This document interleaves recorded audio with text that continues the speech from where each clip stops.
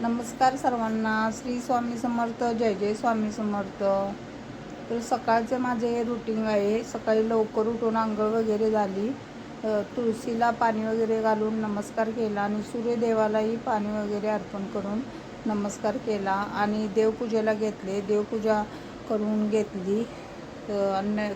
स्वामींना नवीन कपडे आणली होती, ती नवीन कपडे घालून घेतली आणि म्हटलं आता चला नाश्ता करायला घेऊया. तर नाश्ता सर्वांना विचारलं तर सर्वजण म्हटले आम्ही पोहेच खाणार आहोत. तर मी पोहे करून घेतले नाश्त्याला.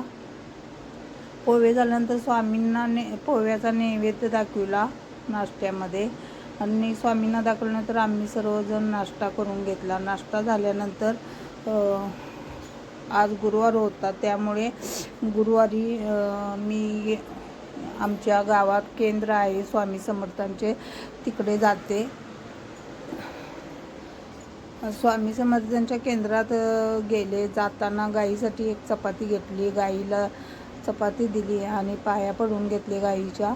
नंतर केंद्रात गेले. केंद्रात गेल्यानंतर आरती वगैरे झाली स्वामींची. मस्त अशी आरती करून झाल्यानंतर घरी आले. घरी आल्यानंतर थोडे जेवण राहिले ते करायचे, ते जेवण केले. तर जेवणामध्ये बघा ही चपाती केलेली आहे. बघा ही चपाती केलेली आहे. मस्त अशा चपात्या करून घेतल्या. वरती ठेवल्यानंतर कडक होत्या, त्यामुळे एक डबा केलेला आहे चपातीला. बघा ही वांग्याची भाजी मस्त अशी चमचमीत करून घेतलेली आहे. वांग्याची भाजी पण करून घेतली आणि बघा ही कांद्याची भाजी पण केलेली आहे. डाळ घालून केली की छान होते कांद्याची भाजी, त्यामुळे डाळ आणि थोडंसं शेंगदाण्याचं कूट घातलेलं आहे. मस्त अशी भाजी झालेली आहे कांद्याची. कांदा पात हिची भाजी केलेली आहे, मस्त झालेली आहे. आणि थोडा रात्रीचा भात राहिलेला होता बघा, तो गरम करून घेतला आणि असा भात गरम करून घेतला. सर्वांनी भात गरम गरमच खाल्ला होता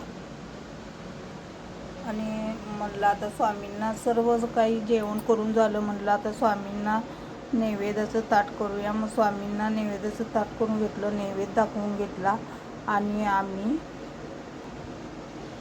सर्वांनी जेवण करून घेतले. जेवण झाल्यानंतर पाठीमाग माझी काय भांडी कपडे राहिलेली होती, ती कपडे वगैरे करून घेतली. तर माझा व्हिडिओ तुम्हाला कसा वाटला ते कमेंटमध्ये सांगा आणि शेअर पण करा आणि लाईक शेअर सबस्क्राईब करायला विसरू नका. श्री स्वामी समर्थ. जय जय स्वामी समर्थ. आणि उद्याच्या ब्लॉगमध्ये नक्की पहा.